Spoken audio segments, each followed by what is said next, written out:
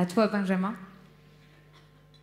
Bon, effectivement, une campagne électorale, c'est d'abord un programme et un projet. Je sais que ce n'est pas forcément ce qui fait l'actualité ces jours-ci, mais c'est d'abord un programme et un projet. Et moi, je vais vous dire, je ne mentirai pas. Et je ne veux pas que nous soyons des menteurs. Moi, j'ai été élu député dans une circonscription qui était jusque-là tenue par la droite, parce que des électrices et des électeurs nous ont fait confiance, comme dans 150 autres circonscriptions, parce qu'ils ont compris, parce qu'ils ont cru en nous, parce qu'ils ont cru que notre rassemblement signifiait que nous étions prêts, enfin, après des années de division, à gouverner ensemble. Et que notamment, nous étions prêts à aller ensemble à la table du Conseil européen, tenir, ça aurait été le gouvernement de la France quand même, ça compte un peu dans la discussion européenne, tenir une position politique commune.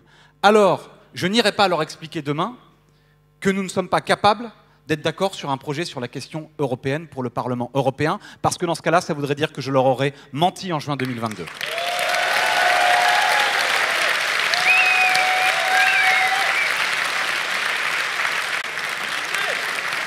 Et en 2005, il y avait dans le Parti socialiste des gens qui faisaient la campagne du non, des gens qui faisaient la campagne du oui, et y compris chez Europe Écologie Les Verts aussi.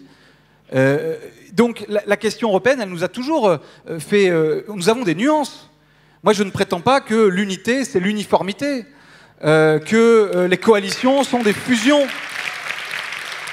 Nous siégeons d'ailleurs à l'Assemblée nationale, nous avons été élus sur un programme commun, nous siégeons dans des groupes différents, et il nous arrive d'avoir des nuances, et je vais vous dire, il nous arrive même dans nos groupes climatiques, social, démocratiques. Mais, mes camarades, nous avons une responsabilité majeure. Imaginons un instant ce que constituerait le choc d'une victoire de l'extrême droite dans ce pays en 2024, en 2027, pour la construction européenne.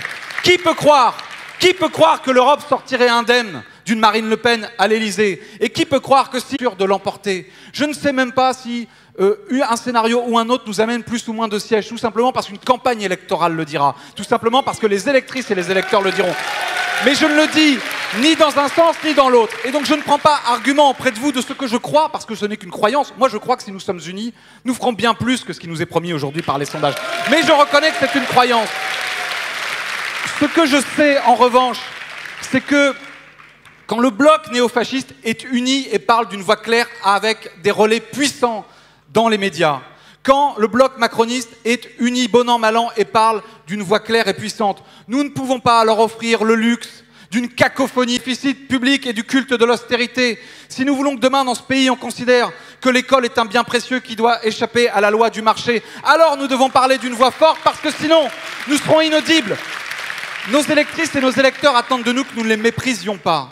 Les citoyennes et les citoyens veulent un bulletin de vote qui serve à quelque chose. À quoi leur servira-t-il s'ils savent, avant même d'aller dans le bureau de vote, que c'est perdant à la fin, ou si nous leur demandons d'arbitrer entre nous une sorte de congrès à ciel ouvert pour savoir lequel fait 12, lequel fait 9 et lequel fait 6. Je pense que collectivement, nous méritons mieux.